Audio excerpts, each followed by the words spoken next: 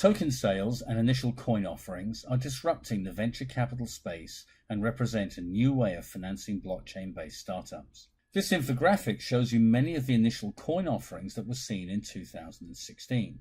Many raised more than $5 million, with the largest being $160 million.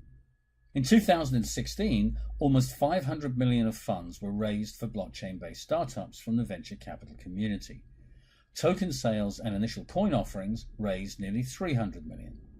There are currently 850 cryptocurrencies available to buy on the market. Most started with some form of ICO or token sale. The most notorious is that of Bitcoin, which went from nothing in January 2009 to currently being at over $1,000 now. Other cryptocurrencies are exchanged on over 40 global cryptocurrency exchanges worldwide. Usually these are expressed as a portion of a Bitcoin.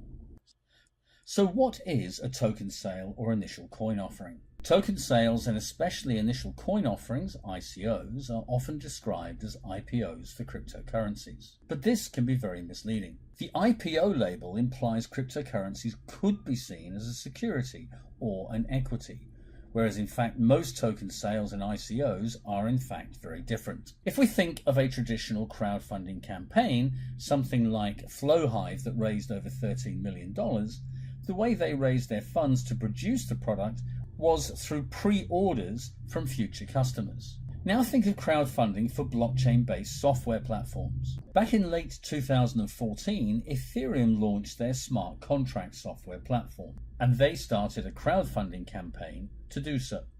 The way in which the Ethereum platform works is that every time a smart contract is run, a small fee is paid to run that contract, in Ethereum's cryptocurrency called Ether. The more successful the platform, the more smart contracts are run and the more Ethereum cryptocurrency is required.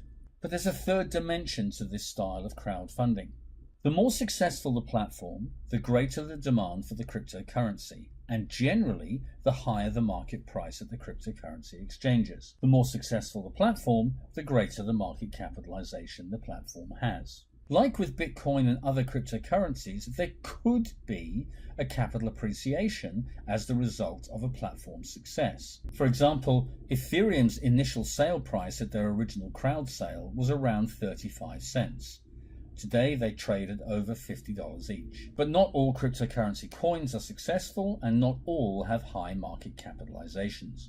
The final point to notice is that the cryptocurrency space is unregulated, but this is beginning to change. The issue is that the label ICO plus the idea of capital gain makes many regulators ask the question, is this an investment? And clearly with any investment there are formal regulations in place.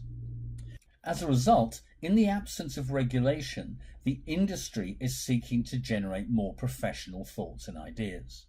As a result, business models are now focused on the cryptocurrency token being an intrinsic part of the platform being developed. More often than not, prototypes or alpha versions of the platform are often released prior to the token sale.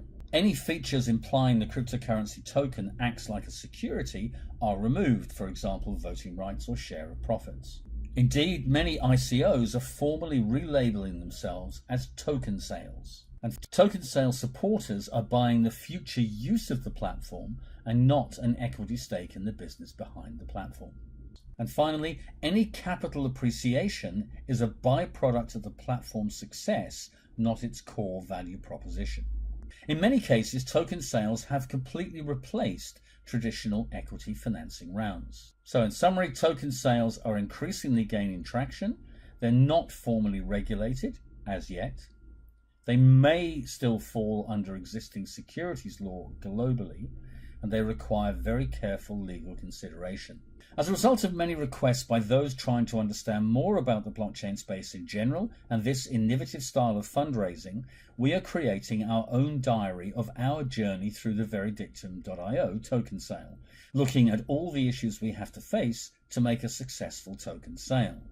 These will range from regulation and marketing through to the very crypto economics of the platform itself. Please note this is, however, for educational purposes only. But for more information, check out tokensale.veridictum.io.